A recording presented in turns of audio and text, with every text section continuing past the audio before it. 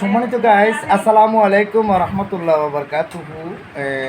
ইতিমধ্যে আমার পাশে যাকে দেখতে পাচ্ছেন আমাদের চট্টগ্রামের আলোচিত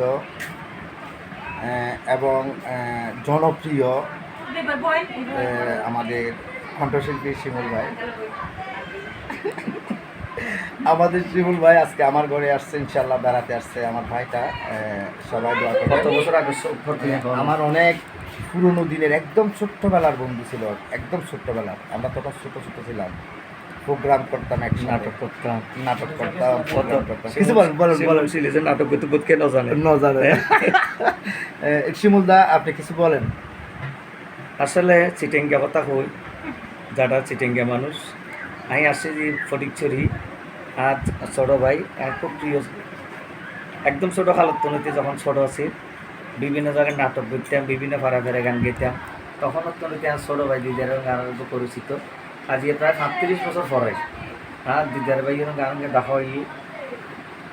তো খুব ভালো লাগে। আর দ্বিতীয় উপলক্ষে বেড়াইতাম আসছি, বাড়িতে আসছি হিসেবে দিদারও বাড়িতে আইলাম, তিনি ঘুরিলাম টুরিলাম, খুব ভালো লাগে।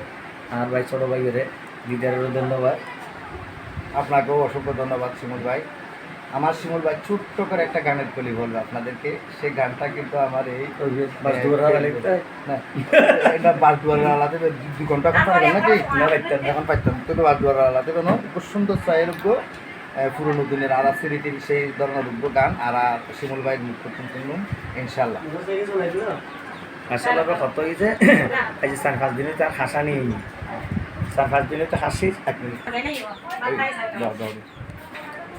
আসলে বলার অবস্থা ভালো ন। তারপর আর ভাইয়ে যখন অনুরোধ করি যাই 2 লাইন গান উনি রান বন্ধু হল লাই আর আসে কি হল লাই দিদের ভাইয়ে যখন অনুরোধ করে আজানদের